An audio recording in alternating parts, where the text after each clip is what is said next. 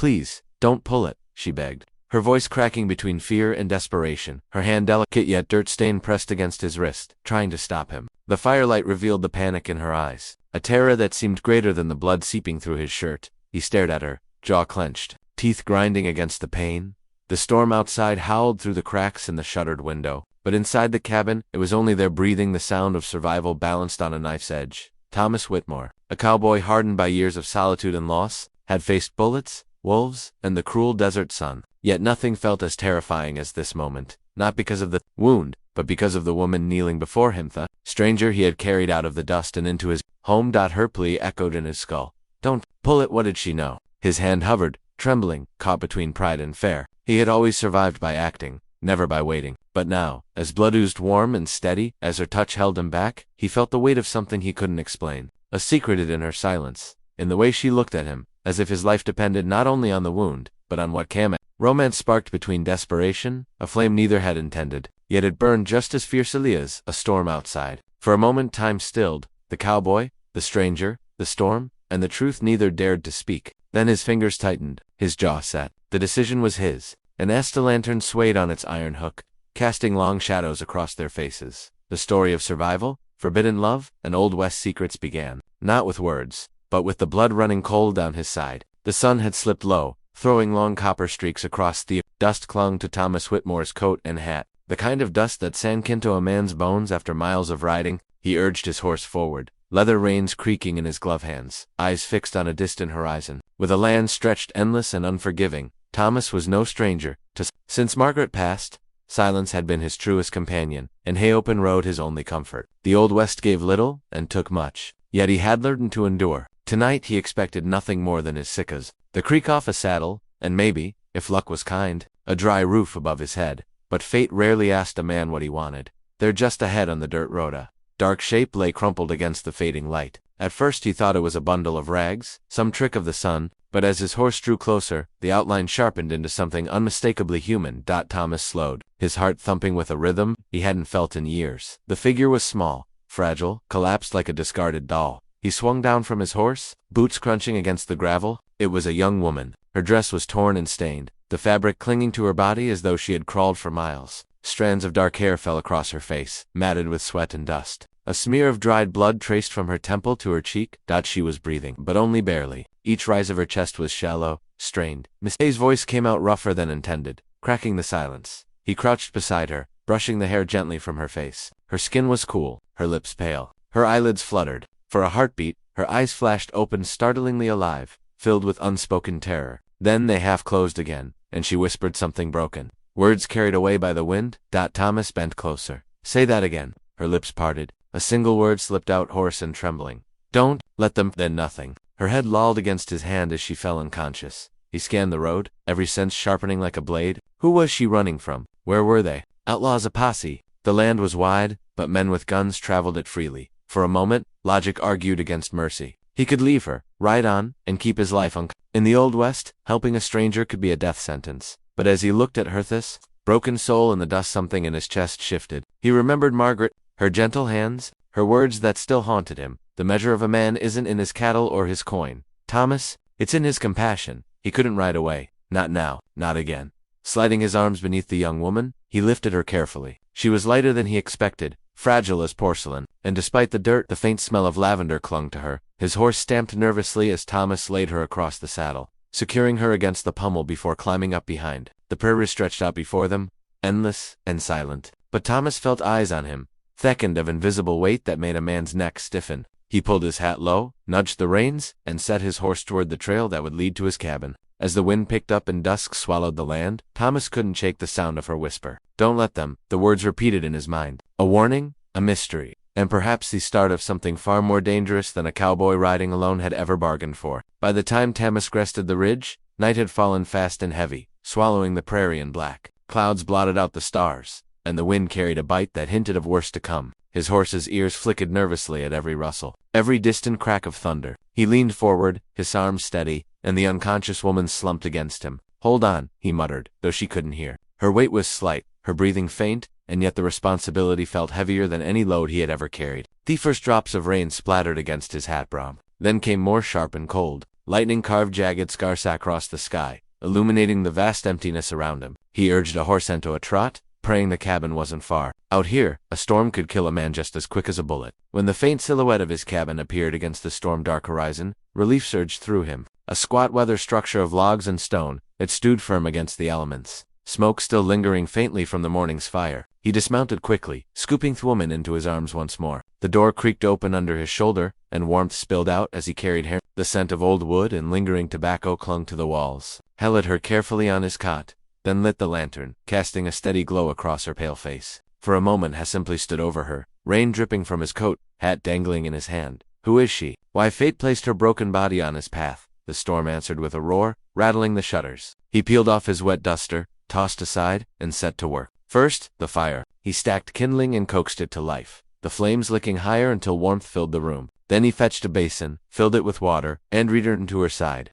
Her wound wasn't fresh. Blood had dried at her temple, but bruises darkened her collarbone, her arms. Whoever had left her in the dust hadn't meant for her to rise again. He cleaned what he could, dipping a cloth in water and wiping away grime. Her lips parted once, a soft murmur escaping. Nonsense at first, then a clearer phrase, broken but desperate. They'll find me. Thomas froze, the cloth inhibited, dripping. Her words weren't a question, they were a certainty. He swallowed hard. Not tonight, he whispered, though the conviction in his voice surprised him. When he finished etting her, he covered her with a wool blanket and sat back in his chair by the fire. The storm pounded the cabin, wind howling like wolves outside. Inside, the air was heavy with silence, broken on Libby, her uneven breasts, and a hiss of flames. Thomas leaned forward, elbows on his knees, hands clasped. He had been alone for so long that speaking aloud felt foreign, yet the words slipped out anyway. Who are you, girl? And what kind of trouble did you drag onto my doorstep? No answer, just her still form, fragile against the coarse blanket. Hours passed. He dozed in the chair, jerking awake each time thunder cracked too close. At one point, she stirred, her eyes fluttering open. For the briefest second, their gazes met. Her eyes deep, sorrowful, yet fierce, got him off guard. Then, just as quickly, they closed again. Something stirred inside him then, a feeling he hadn't invited. Protectiveness. It was dangerous, foolish, yet it rooted itself in him all the same. Near midnight the fire dimmed low, and Thomas rose to add more wood. As he did, her voice broke the silence, soft as a prayer. You shouldn't have stopped, shouldn't have helped me. He turned, startled. Her eyes were still closed, her face turned away. Why is that? He asked quietly. Her lips trembled, and though her words were faint, he caught them. Because now, they'll come for you, too. Lightning flashed, filling the cabin with blinding white. In that moment, Thomas felt the truth in her words settle like a weight across his shoulders. He had opened his door not just to a stranger, but to a storm far greater than the one raging outside. And yet, standing there with firelight warming his face and the fragile sound of her breathing behind him, Thomas Whitmore knew one thing with absolute certainty: he would not turn her out, even if it meant his blood on the floorboards before dawn. The storm lingered into the next day, hammering the plains with rain and wind. Sheets of water blurred the horizon, and thunder shook the cabin walls as though the heavens themselves were at war. Inside, the fire still burned, casting orange light across the rough-hewn logs and the pale face of the woman who had turned Thomas's quiet world upside down. By mid-afternoon she stirred again. Her eyes opened slowly, adjusting to the light, darting across the unfamiliar space before landing on him. For a long moment, there was only silence. You're safe, Thomas said gently from his chair, where he had been whittling a scrap of wood to keep his hands busy, the storm still tearing the land apart. You're inside now. Her gaze softened, though suspicion flickered beneath it. Why'd you stop for me? He shrugged, setting the knife down. Because I couldn't ride past and leave you for the buzzards. She studied him for a long while, as though weighing his soul against something unseen. Finally, she drew thigh blanket tighter around her shoulders and whispered, most men wouldn't. Thomas offered half a smile, though his heart tightened. Most men don't live long enough to regret the wrong choices. Silence followed, broken only by the snap of firewood. Then her voice faint but steady. My name is Clara. Thomas nodded. Clara, I'm Thomas Whitmore. Thy name seemed to catch in her mind, her brow furrowing, but she said nothing more. Later, as the storm darkened, she shifted restlessly. Sweat glistened on her forehead. Pain etched lines around her mouth. Thomas dampened a cloth and pressed it to her skin, his movement steady and careful. She winced but didn't pull away. You're hurt worse than you let on, he murmured. Clara's lips curved in something that wasn't quite a smile. I've been hurt worse than this, and lived. He didn't press, though Thenius were gnawed at him. Instead, he fetched a pot of broth from the fire and coaxed her to sip. When she had finished, her strength seemed to return enough that she leaned back and whispered, Do you want the truth? Thomas leaned forward, elbows on his knees. I reckon I do. Clara stared into the flames. The light painted her face with shadows that made her look older, haunted. My family owned land. Landmen would kill for cattle trails cut through it. Rivers ran across it, and with every year, it became worth more. My father, my brother, he sold us out. Her voice cracked, but they came in the night. I heard gunshots, screaming. I ran, but that's when I fell. I thought I'd die there in the dust. He'd seen enough of the West to know the truth in her words. Land disputes drew blood quicker than gold. Men kill for less. You think they're still after you? He asked. Clara turned to him then, her eyes shining with mix of fear and defiance. I don't think I know. And if they find me here, she trailed off, her voice trembling, they won't just kill me. They'll burn everything you have to the ground. The words settled heavy in the room, louder than the storm. Thomas sat back, hishing, brushing across the scar that cut through his left palm. A reminder of another fight, another choice, long ago.